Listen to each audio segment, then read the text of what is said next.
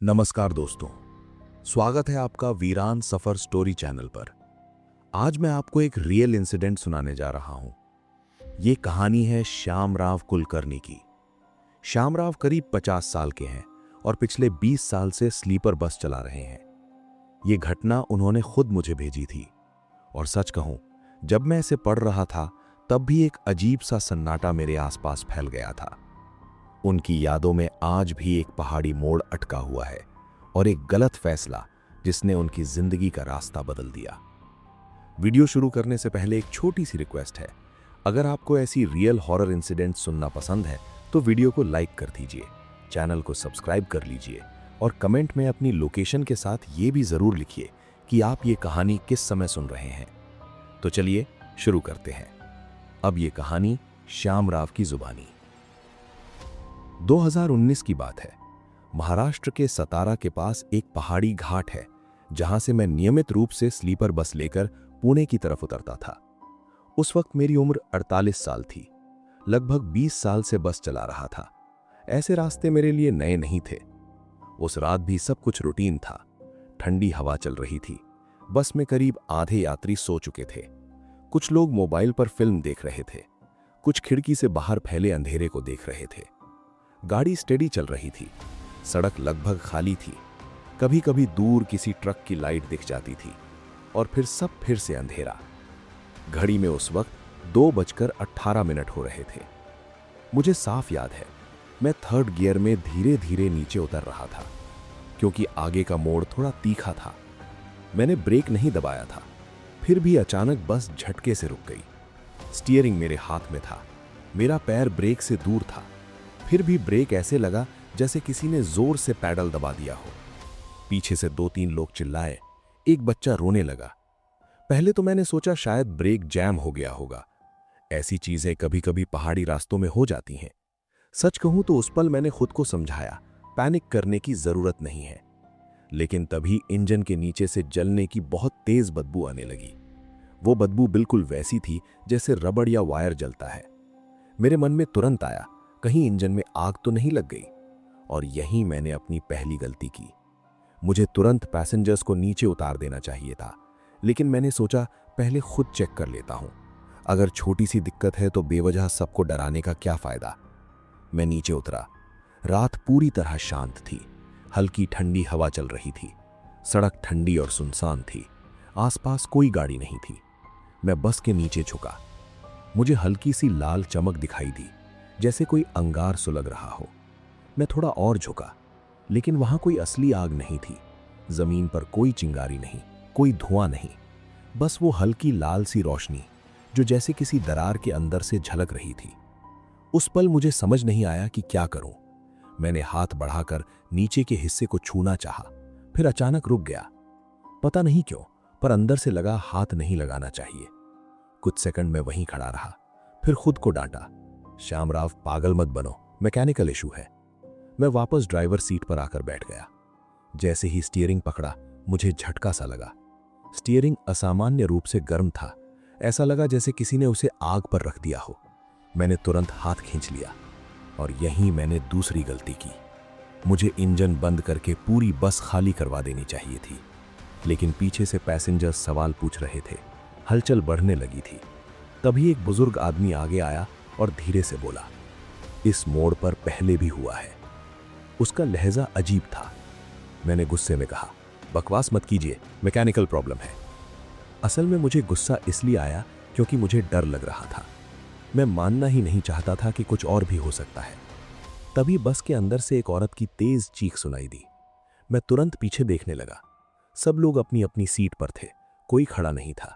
लेकिन एक middle birth पर जो चादर पड़ी थी, उसी में से वही जलने की बदबू आ रही थी, पर वहां भी कोई आग नहीं थी। कुछ सेकंड के लिए मैं वहीं खड़ा रह गया। मुझे समझ नहीं आया पहले किसे देखूं। सच कहूं तो उस पल मैं फ्रीज हो गया था। फिर अचानक फैसला लिया, बस स्टार्ट करो और यहां से निकलो। मुझे नहीं पता क्यों, पर दिमाग में आया अगर बस चल पड़ी तो सब नॉर्मल हो जाएगा। मैंने इग्निशन घुमाया। इंजन पहले भारी आवाज करने लगा, जैसे घुट रहा हो। 2-3 सेकंड तक वही आवाज आती रही। फिर अचानक बिल्कुल स्मूथ, जैसे कुछ हुआ ही नहीं। पैसेंजर्स धीरे धीरे शांत हो गए। मैंने गियर लगाया और बस आगे बढ़ा दी। लेकिन जैसे ही स्टीयरिंग पकड़कर नीचे उतरने लगा, एक पल के लिए ऐसा लगा जैसे स्टीयरिंग ने मेरे हाथ को कसकर पकड़ लिया हो। पकड़ बहुत हल्की थी, लेकिन साफ महसूस हुई। मैंने तुरंत हाथ झटका और खुद को समझाया, शायद डर की वजह से ऐसा लगा होगा। आगे का पूरा रास्ता मैंने बिना कुछ बोले तय किया। कोई पैसेंजर फिर उस बात का जिक्र नहीं कर रहा था। वो बुजुर्ग आदमी भी चुपचाप अपनी सीट पर बैठ गया था। डेपो पहुंचकर मैंने मैकेनिक को सब बताया। उसने पूरा इंजन चेक किया, ब्रेक लाइन देखी, वायरिंग देखी। उसने साफ कहा, सब नॉर्मल है, कोई आग नहीं लगी, ब्रेक जैम नहीं था। पुलिस में रिपोर्ट हुई। उन्होंने सिंपल लिखा, ब्रेक इशू, ड्राइवर कंफ्यूजन। लेकिन उस रात के बाद मेरे दोनों हाथों की चमड़ी 2 दिन तक लाल और जली हुई सी रही। कोई असली छाला नहीं था, पर अंदर से जलन महसूस होती रही। मैंने किसी को ठीक से नहीं बताया। सच कहूं को पुलिस के सामने भी पूरी बात नहीं कह पाया। मुझे लगा बात यहीं खत्म हो जाएगी। लेकिन वो मोड़, वो 2:18 का समय और वो लाल चमक, यहीं से सब शुरू हुआ था। उसके बाद हर बार जब मैं उसी घाट से गुजरता, बस बिना वजह थोड़ी धीमी हो जाती। मैं एक्सेलरेटर दबाता, लेकिन स्पीड खुद कम हो जाती। और धीरे धीरे मुझे समझ आने लगा, वो सिर्फ एक मैकेनिकल इशू नहीं था, वो कुछ था जो वहीं से मेरे साथ चल पड़ा था। उस पहली रात के बाद मैंने पूरी कोशिश की कि उस बात को दिमाग से निकाल दूं। मैं रोज की तरह ड्यूटी करता रहा, वही रूट, वही पैसेंजर्स, वही पहाड़ी रास्ता। शुरू के 2-3 दिन सब सामान्य रहा। मैंने खुद को समझाया, शायद डर और थकान का असर था। लेकिन चौथे दिन जब मैं फिर उसी घाट से नीचे उतर रहा था, बस ठीक उसी मोड़ के पास आते आते अपने आप हल्की सी धीमी हो गई। उस वक्त मैंने ब्रेक नहीं दबाया था। मैंने एक्सेलरेटर थोड़ा और दबाया, लेकिन स्पीड जैसे खुद ही कम हो रही थी। ऐसा लगा जैसे कोई अदृश्य वजन बस को पीछे खींच रहा हो। मैंने सोचा शायद गियर सही नहीं है। मैंने तुरंत गियर बदला। बस ने हल्का सा झटका लिया और फिर नॉर्मल हो गई। मैंने उस बात को फिर नजरअंदाज कर दिया। कुछ दिनों बाद एक और अजीब चीज शुरू हुई।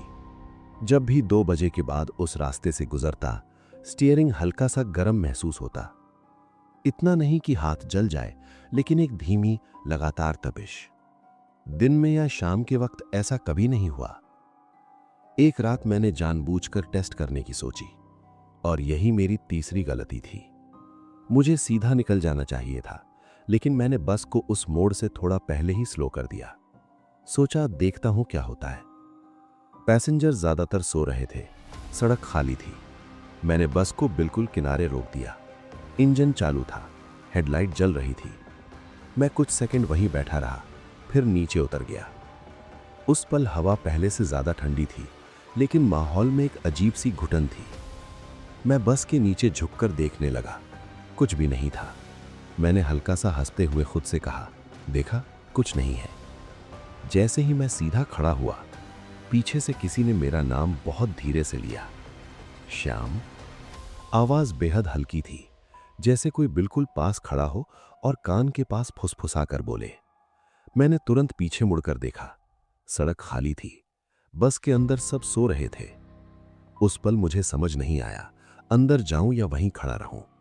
कुछ सेकंड मैं वैसे ही जड़ होकर खड़ा रहा, फिर खुद को डांटा, शायद हवा की आवाज होगी। मैं वापस ड्राइवर सीट पर आकर बैठ गया। उसी समय पीछे की लास्ट रो से एक आदमी उठकर आगे आया। उसने मुझसे पूछा, आपने किसी को नीचे उतारा था क्या? मैंने कहा नहीं। वो बोला, मुझे लगा किसी ने आपका नाम लिया। उसकी बात सुनकर मेरी रीढ़ में हल्की सी ठंडक दौड़ गई, लेकिन मैंने सामने देखते हुए कहा, आपको सपना आया होगा। मैंने तुरंत बस आगे बढ़ा दी। उस रात के बाद से चीजें धीरे धीरे बदलने लगीं। घर पर मैं चुप रहने लगा था। मेरी पत्नी ने 1-2 बार पूछा भी, सब ठीक है या नहीं, लेकिन मैंने बात टाल दी। मुझे डर था, अगर सच बता दूंगा तो वो मुझे कमजोर समझेगी या फिर ड्यूटी छोड़ने को कहेगी, और शायद मैं खुद भी सच्चाई स्वीकार नहीं करना चाहता था। मुझे खुद समझ नहीं आ रहा था क्या हो रहा है। धीरे धीरे वो आवाज कभी कभी फिर सुनाई देने लगी, हमेशा साफ नहीं, कभी हल्की सी फुसफुसाहट। ज्यादातर उसी मोड़ के पास, लेकिन एक बार डिपो के पास भी सुनाई दी। मैंने खुद को समझाया, शायद दिमाग खेल खेल रहा है, रात की नौकरी है, नींद कम होती है, ऐसे हल्यूसिनेशन हो सकते हैं। लेकिन एक रात बात थोड़ी आगे बढ़ गई। उस दिन बस में पैसेंजर्स ज्यादा थे, मौसम और ठंडा था, हल्की हवा चल रही थी। जब मैं उस मोड़ के करीब पहुंचा, स्टीयरिंग फिर गर्म होने लगा, इस बार थोड़ा ज्यादा। मैंने ध्यान हटाने के लिए रेडियो ऑन कर दिया। रेडियो में पहले स्टैटिक आवाज आई, फिर कुछ सेकंड का सन्नाटा, और अचानक उसी स्टैटिक के बीच से एक बहुत हल्की आवाज आई, रुक जाओ। मैंने तुरंत रेडियो बंद कर दिया। उस पल मुझे रुकना नहीं चाहिए था, लेकिन मैंने फिर वही गलती की। मैंने बस को धीरे से साइड में लगा दिया। पता नहीं क्यों, पर लगा कि अगर नहीं रुका तो कुछ गलत हो जाएगा। पैसेंजर्स में हलचल हुई। मेरे साथ एक कंडक्टर था। उसने पूछा, क्या हुआ? मैंने कहा, इंजन चेक करना है।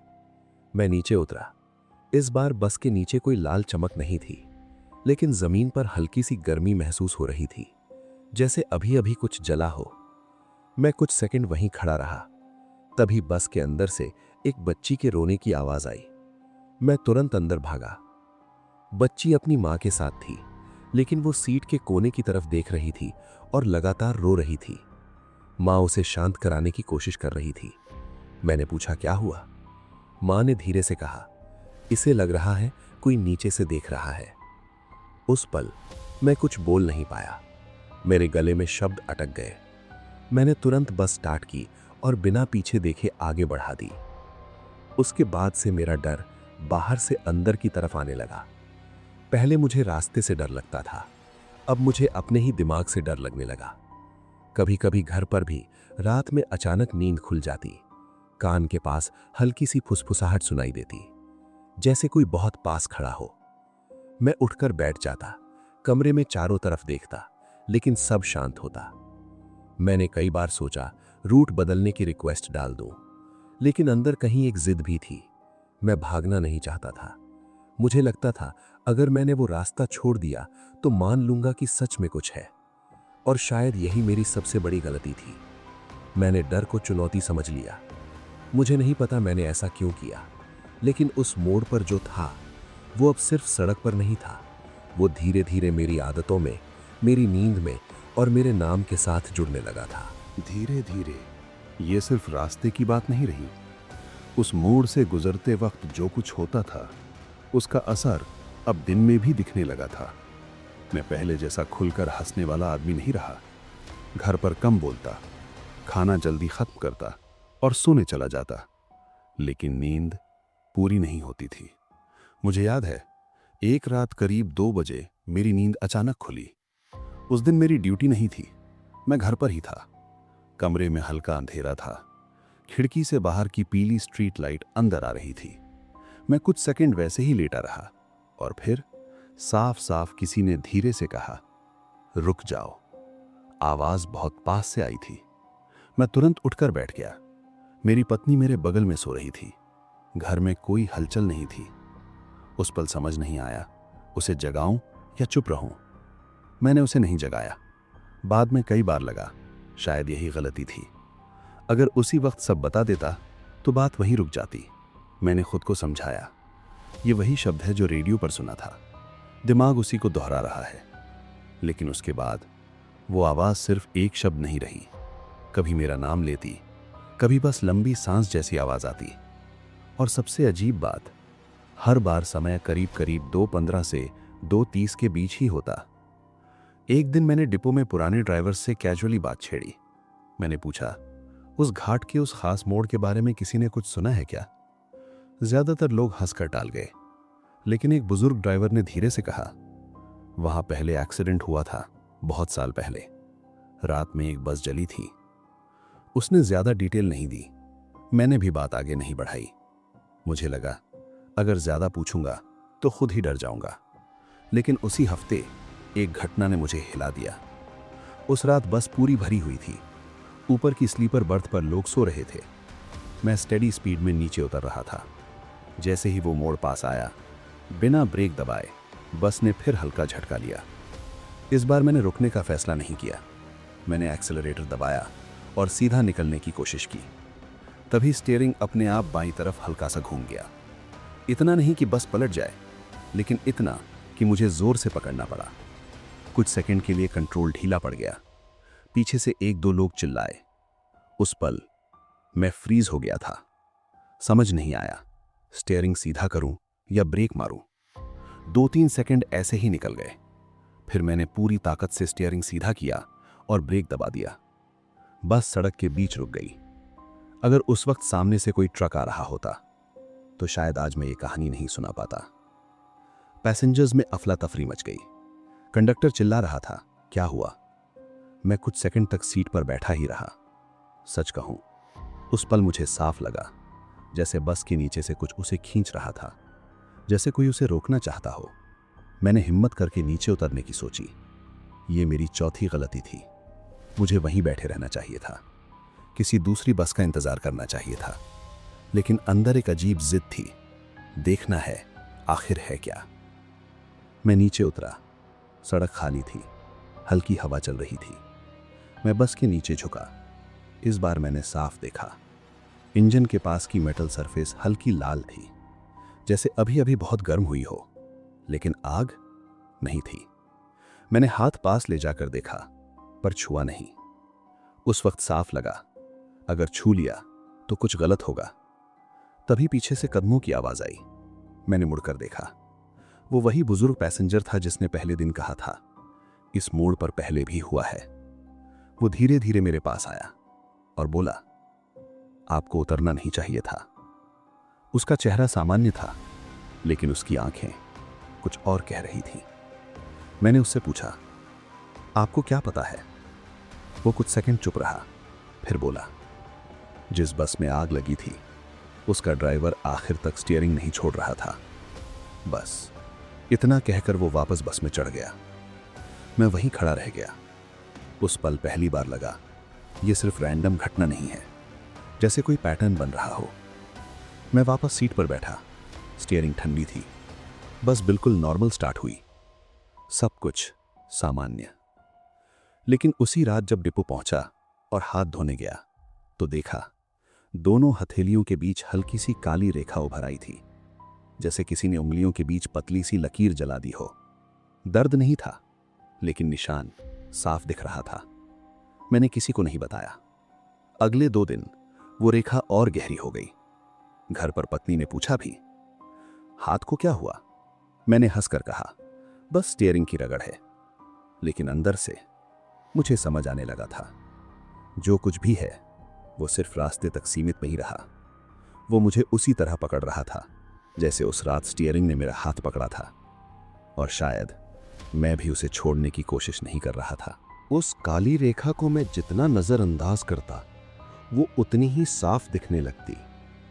दर्द नहीं था, लेकिन हथेलियों के बीच वो पतली सी लकीर अब हल्की चमकती हुई लगती थी, खासकर रात में।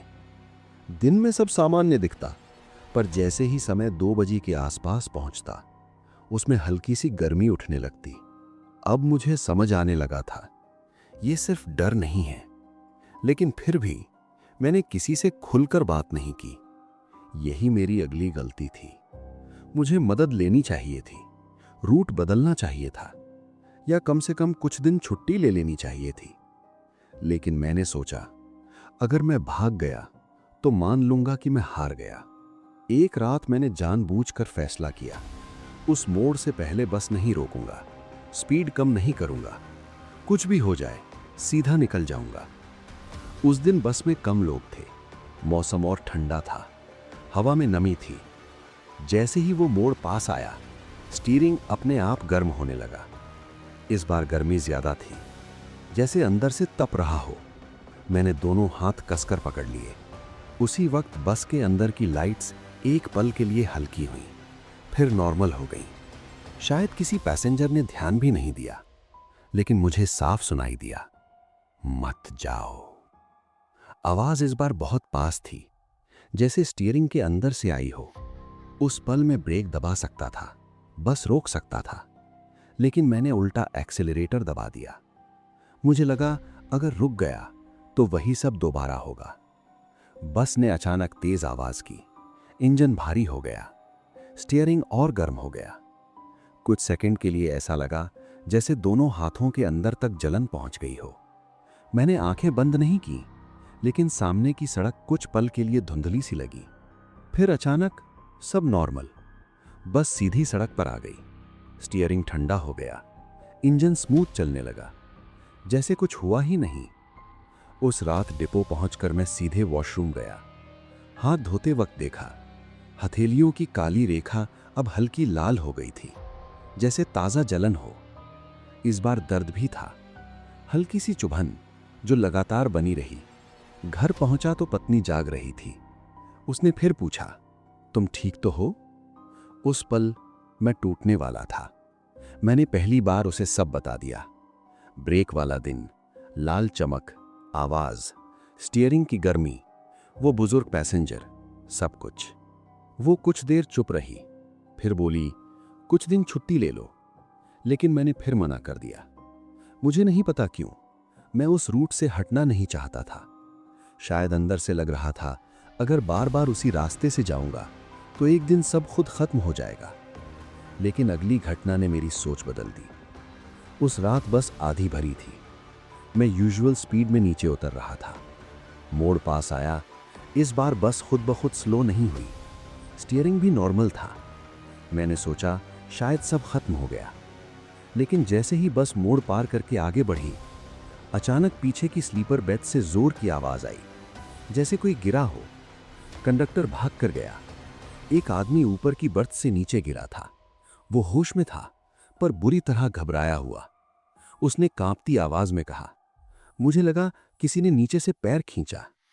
उसकी टांग पर हल्की लाल सी लकीर थी, जैसे किसी गर्म चीज ने छुआ हो। उस पल मुझे समझ आ गया, बात सिर्फ मेरे साथ नहीं है। मैंने तुरंत बस रोकी। इस बार पैसेंजर्स को नीचे उतार दिया। ठंडी रात थी, सब लोग सड़क किनारे खड़े थे। कोई फोन पर बात कर रहा था, कोई घबराकर इधर उधर देख रहा था। मैं बस के पास अकेला खड़ा था। मुझे साफ महसूस हुआ, नीचे से हल्की गर्म हवा उठ रही है। कोई आग दिखाई नहीं दे रही थी, लेकिन बस का निचला हिस्सा जैसे अंदर से तप रहा हो। मैंने नीचे झुककर देखने की कोशिश नहीं की, मैं थक चुका था। मैंने वहीं खड़े खड़े धीरे से कहा, क्या चाहते हो? कोई जवाब नहीं आया। कुछ सेकंड बाद हवा रुक गई, गर्मी खत्म हो गई। मैंने पैसेंजर्स को वापस बिठाया, बस धीरे धीरे आगे बढ़ा दी। उस रात के बाद मैंने रूट बदलने की रिक्वेस्ट डाल दी। लेकिन असली बात तब समझ आई जब मैं दूसरे रूट पर गया। वहां भी कभी कभी 2:18 के आसपास स्टीयरिंग हल्का गर्म हो जाता। अब वो मोड़ नहीं था, अब वो जगह नहीं थी। फिर भी समय वही था, और उसी समय हथेलियों की लाल रेखा में हल्की सी जलन उठती। तब मुझे पहली बार लगा, शायद वो रास्ता नहीं, मैं खुद उसका हिस्सा बन चुका हूं। राउट बदलने के बाद मुझे लगा था शायद सब शांत हो जाएगा, लेकिन असली बदलाव रास्ते में नहीं, मेरे अंदर शुरू हुआ। अब डर किसी मोड़ से जुड़ा नहीं था, वो समय से जुड़ गया था। 2:18 ये समय जैसे मेरी जिंदगी में फिक्स हो गया था। मैं घड़ी देखने से बचता, लेकिन बिना देखे भी अंदाजा हो जाता कि वही समय है। हथेलियों की लाल रेखा उस वक्त हल्की गर्म हो जाती, जैसे कोई अंदर से याद दिला रहा हो, बात अभी खत्म नहीं हुई। उस समय तक मैं लगभग हर रात ठीक 2 बजे के आसपास खुद ही जाग जाता था। अलार्म की जरूरत नहीं रहती। पहले मैंने इसे संयोग माना, लेकिन जब लगातार कई हफ्तों तक यही होने लगा तो समझ आया कि यह सिर्फ नींद की समस्या नहीं है। कमरे में अंधेरा रहता, सब सो रहे होते, और कुछ सेकंड के लिए ऐसा लगता जैसे कोई बहुत पास खड़ा है। आवाज हमेशा साफ नहीं होती थी, कभी बस लंबी सांस जैसी, कभी बहुत हल्का सा, रुक जाओ। सच कहूं, उस वक्त मैं डर से ज्यादा थकान महसूस करता था। एक रात मैंने फैसला किया, अब भागना बंद।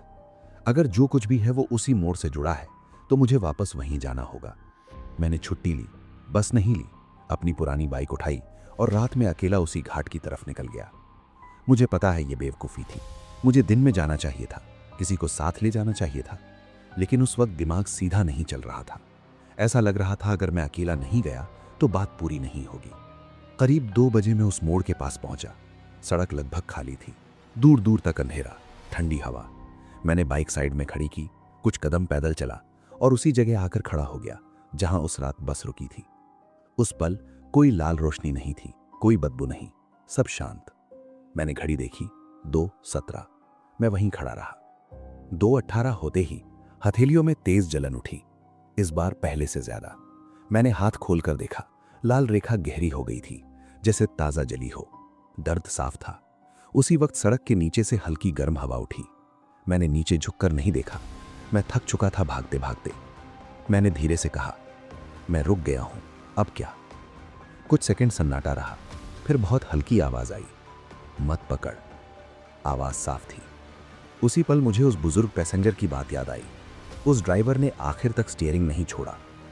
मुझे अचानक समझ आया, शायद उस एक्सीडेंट में ड्राइवर स्टीयरिंग पकड़े रहा और आग में घिर गया। और शायद जब उस रात मेरी बस उस मोड़ पर रुकी तो मैंने भी स्टीयरिंग छोड़ने में देर की। मुझे नहीं पता ये सोच सच थी या नहीं, लेकिन उसी पल मैंने दोनों हाथ हवा में खोल दिए, जैसे कुछ छोड़ रहा हूं। हथेलियों की जलन कुछ सेकंड में कम होने लगी। गर्म हवा थम गई, सड़क फिर से ठंडी और सामान्य लगने लगी। मैं वहां करीब 10 मिनट खड़ा रहा। कोई आवाज नहीं आई, कोई गर्मी नहीं। मैंने बाइक उठाई और बिना पीछे देखे वापस लौट आया। उस रात के बाद 2:18 पर मेरी नींद खुलनी बंद हो गई। स्टीयरिंग की गर्मी भी नहीं हुई, लेकिन निशान वो आज भी हैं। दोनों हथेलियों के बीच पतली सी काली रेखा। अब दर्द नहीं होता, बस हल्का सा दाग रह गया है। डॉक्टर को दिखाया तो उसने कहा स्किन रिएक्शन होगा। मैंने उससे ज्यादा समझाने की कोशिश नहीं की। मैंने बस चलाना नहीं छोड़ा, लेकिन पहाड़ी रूट से दूरी बना ली। अब ज्यादातर डे शिफ्ट्स लेता हूं, रात की ड्यूटी कम कर दी है। मेरी पत्नी कहती है मैं पहले जैसा नहीं रहा। शायद वो सही कहती है। पहले मैं हर चीज को चैलेंज समझता था। अब अगर कहीं हल्का भी अजीब लगे तो मैं रुक जाता हूं, पीछे हट जाता हूं। कई बार सोचता हूं अगर उस पहली रात बस खाली कर दी होती, अगर टेस्ट करने के लिए नहीं रुकता, अगर रूट जल्दी बदल लेता, तो शायद बात इतनी दूर न जाती। लेकिन ये सब बात की बातें हैं। आज भी जब कभी किसी घाट से गुजरता हूं और स्टीयरिंग थोड़ा भारी लगता है तो मैं तुरंत हाथ ढीले कर देता हूं, क्योंकि अब मुझे लगता है कुछ चीजें पकड़ने के लिए नहीं होती। शायद उसे सिर्फ एक चीज चाहिए थी कि कोई आखिर तक स्टीयरिंग पकड़े ना रहे। मैंने देर से सही पर छोड़ना सीख लिया, और शायद यही वजह है कि आज मैं ये कहानी सुना पा रहा हूं।